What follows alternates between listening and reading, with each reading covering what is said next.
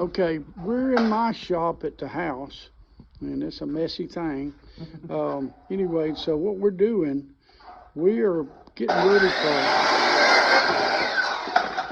Journey Through Bethlehem, and they asked me to make some boxes. I'll show you what they look like. Here's a few of them.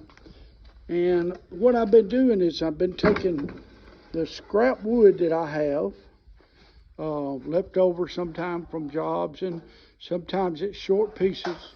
And we made a little production line this afternoon and making these boxes. And so I've got 7 out here, and I got 1 at the house. And they wanted me to make around 20. So we've been cutting these slats first. And right now LT is cutting the ends. He's cutting the ends. He's got a pattern set up here, and he's cutting the ends. And we're cutting the bad places out of the wood. We know some of these boards have big sap knots in them like that one.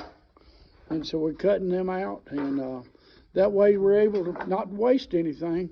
We got a big pile of them right there, enough to do, I think it's 8, 9 altogether. So this is my 2 helpers. Now, what's your name?